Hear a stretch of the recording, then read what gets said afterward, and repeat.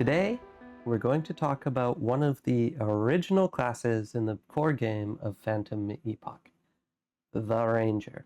We're going to do this a little bit differently though, because most people are generally pretty familiar with what a Ranger is. And that was actually part of the intention when making the original 4 classes kind of generic classes, so that people just getting into Phantom Epoch for the first time would hear the name Ranger, and know immediately what they were getting into. And I think that generally worked. People could choose a Ranger without knowing anything else about the game, and they would understand that they'd probably be shooting a bow. But let's take a look, not just at the Ranger, we will look at the Ranger, but let's take a look at the Ranger and one of its advanced classes. So I will warn you that spoilers will lie ahead, but I will tell you before I start talking about the advanced class in case you want to pull out of the video at that point in time.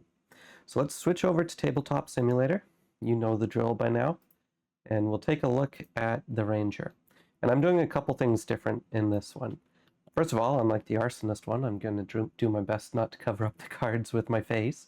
But we're also going to look at some gameplay and some attachments and equipment and stuff, just a little bit less bare bones than the previous class highlights. So let's take a look at some of the Ranger's cards. The Ranger is actually very interesting because, just like with all the classes in Phantom Epoch, the original classes I should say, they do have their kind of traditional roles that you would associate with a Ranger. But the Ranger can actually tank a little bit. The Ranger can do some utility. The Ranger even is able to purchase a card to heal a bit. So it kind of goes beyond just the traditional ranged attacker role. So let's take a look at some of its cards. So for example, we have reposition here. It doesn't have a lot of movement cards, the Ranger. It's ranged, it doesn't generally need to move a lot, but the cards that it does have are very good for moving, like reposition in this case, moving to cover. It covers a lot of distance, and it allows the Ranger to get behind cover while doing so and shoot from behind cover. It can go invisible with camouflage. It can even gain some guard with evasive maneuvers. It has penetrating shot, which is a pretty cool ability that lets it shoot multiple targets at once by shooting through them. It has headshot, which lets it activate a critical ability even if a critical strike isn't rolled, which is pretty awesome because it does have damage times 2 here as its class crit. And then it can stun enemies instead of inflicting damage. It can also take cover, which is a pretty cool ability because it basically makes it immune to at least 2 attacks. And those attacks get refocused towards an object instead of the Ranger. So the Ranger has a lot of versatility in its attacks. It's not just a pure range DPS. And then its purchasable action cards are very interesting as well. So the Ranger base class is pretty awesome. But now, spoilers, I warned you, spoilers are coming. We're going to talk about one of its advanced classes. And this will also give the opportunity to see how a starting class actually branches into an advanced class a little bit. So we're going to talk about the Sharpshooter. The Sharpshooter is one of the 2 advanced classes that the Ranger can branch into. And I just love the artwork on the Sharpshooter board. It's one of my favorites that Moy, our artist, did for the class boards. So the Sharpshooter is exactly what it sounds like. Its range is increased. It does insane damage from far away.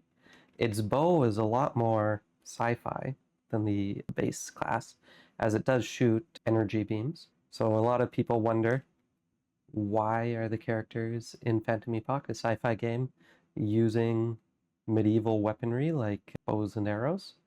Well, the answer is, when you're starting out the game, you start out with primitive technology, but as you continue through the game, you're following in the path of the vanished and advanced species, and you're gaining their technology along the way. So besides getting a new class board, when you unlock an advanced class, you get a new critical ability, you get a new attachment, which you can use instead of your original attachment or with it. I think in this case, I'm going to replace it and keep my secondary attachment here. And then you also get 10 new cards to choose from. As you can see here, 2 of the new cards are free and immediately gained upon unlocking an advanced class. You see that these ones don't have any skill points, and they're already quite powerful. They're upgrades on the starting classes, both in the value that AP provides, so the attacks, so the abilities are stronger, but they cost less AP than the equivalent abilities would be in a starting class.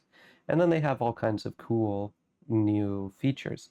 Like, for example, quick adjustments right here. It's an attack +1, but then you can optionally re-roll the attack immediately. Or Eagle Eyes. It's a persistent effect for the sharpshooter where it can no longer roll blocks. Those blocks just automatically become successes instead, which is pretty important when shooting through, with 7 range, shooting through a lot of objects and figures and allies. Then it has purchasable cards as well. So it has 1 skill point cards through to 4 skill point cards and 2 of each of them available to it. And these are purchased just like with the starting class.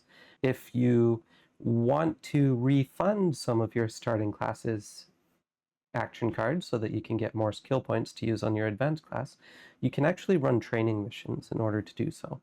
So when you run a training mission, you get to refund 1 card. So that's a way to quickly get new cards on your advanced class without having to necessarily play a bunch of missions to gain more skill points. You can refund the skill points you've already spent. But it has all kinds of cool skill point cards. We'll look at the 4 skill point ones because who doesn't want to see what the most powerful ones are?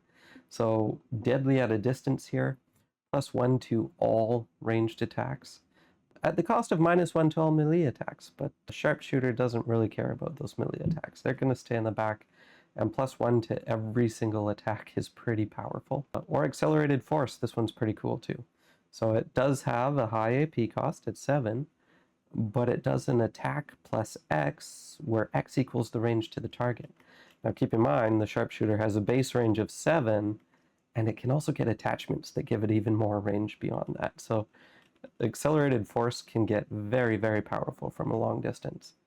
And it pairs well with Eagle Eyes because when you're that far away from something, there's generally going to be stuff in the way on the line of sight. So it has all kinds of cool cards. So let's play a round or 2 as the sharpshooter. So you see, even though I've unlocked the new advanced class here, I still bring in the starting class cards. I still have a hand size of 10 going into a mission. And I just mix the starting class cards that I want with the advanced class cards that I want. So let's get started on this mission. Just going to play a couple of rounds here fighting a wolf and a scout on Orbos 3. So let's choose some cards. I want to help my rogue friend to be able to engage with the enemies, so I'm going to use covering fire to help my rogue friend move. And then I'm probably going to go ahead and get Eagle Eye up so that when I roll a block, it's treated as a success. Then on the rogue, I will have help moving, so I probably am not going to need to move at all. So let's just get a whole bunch of attacks up. All right, so now we'll prepare adversaries and we will start the round. So as expected, enemies are going first. The wolf is going to do a move 4 towards me, 1, 2, 3, 4, stopping next to my ranger. I probably placed these in reverse order by mistake, but that's okay. And then it's going to do an attack +1 with inflict knockdown on the ranger. That's not cool. So 1, 2, 3 damage. I do have equipment on this time, unlike in my past class highlights. So 2 things are going to trigger here. First of all, I would be inflicted with knockdown, but my boots are going to trigger and prevent that knockdown. And then because an attack was completed against me, I inflict knockdown on my attacker. So the wolf is getting knocked down instead. Take that, wolf. All right. And then we have the yellow human scout who's going to do a move 5. It does have range 3. So it's going to go 1, 2, 3 and get both of us in range. And decision die tells me that it's the furthest west. So our rogue is going to be the target. of this attack +2 with inflict blinded. That's not cool. That's 6. And when I was setting up these characters, I remembered in the last highlight where I brought the rogue along with the energist. It got blinded and it kept missing everything. So what did I do? I gave it some goggles. This time it's not getting blinded, so fortunately I can ignore that blind. And we will continue with our turns now. Let's go with the ranger first. We're going to use Eagle Eyes as mentioned, and then we're going to use covering fire, and I think I'm gonna go ahead and use it on the... Yeah, let's attack the scout. Actually, do either of them have negative guard at the moment? No, they don't. So let's attack the scout. So that is a 3. 1, 2, 3. And because I used covering fire, now my rogue friend can do a move 4. Unfortunately, it's kind of blocked. I wanted to get to the scout, but the wolf blocked me in there. All right, and now it's the rogue's turn. I'm going to start things off with a serrated edge, see if I can end up bleeding. And I fumbled right off the bat, unfortunately. So I'm going to go ahead and convert that fumble into a 0 at the cost of getting knocked down. But I will then immediately use Find Vulnerability as movement to stand right back up. And now I still have a couple more attacks. All right, so I used Flurry. It's an attack -1, so I do 1 damage. And I'm going to use Flurry again. That time it's 2 damage. And then I am going to fight dirty. And 1 more damage, but the wolf is now blind. Poor wolf, it gets knocked down, it gets blinded. And then I'm actually going to use my attachment here, the steel dagger, and I'm going to perform an additional attack -1. Mostly just because I want to roll the blitz die 1 time in all of these attacks. All right, so that's 3 more damage. Almost defeated the wolf. So close. Let's play another round. Got a quiet event. All right, let's do quick adjustments. Let's do headshot. And on the rogue, we will do throwing knife. Oh, this is so much overkill, but I'm going to do backstab. Actually, I'm just going to do backstab. That's all I'm going to do so that I can go fast. And yeah, all right. So using backstab on the rogue first, it becomes an attack +3 because the wolf is also adjacent to the ranger. So the wolf is defeated, drops 2 Nova cells, which my rogue then picks up. Wolf is gone. Now for the human scout. So it's going to move to get its primary target, the rogue, at its maximum range, range 3, while also keeping the ranger at maximum range. And then it is going to do an attack +2 with inflict blinded again on the rogue.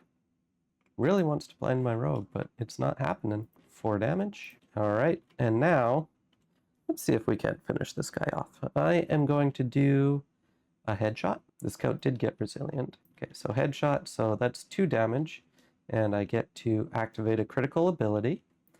And I'm going to probably it's range 3 away, so that would be 5 damage. Yeah, let's go ahead and let's do deal additional damage equal to the range to the target after the initial attack action complete. So an extra 3 damage to that scout. And then I'm going to use quick adjustments. I can optionally re-roll it. If I fumble, I'll re-roll it. Otherwise, that is one very defeated scout. All right, and if I wanted to, with that crit, I could perform an additional attack +1 on a target in line of sight at any range. I wouldn't roll the accuracy die. Every figure and object in the line of sight is hit by the attack. So that's a very powerful critical ability. It's basically a souped up penetrating shot, which is very cool. So that's a little bit of gameplay of both the Ranger and one of its advanced classes, the Sharpshooter. Thanks for joining me for this look at the Ranger, and we'll see you in another Kickstarter update very, very soon.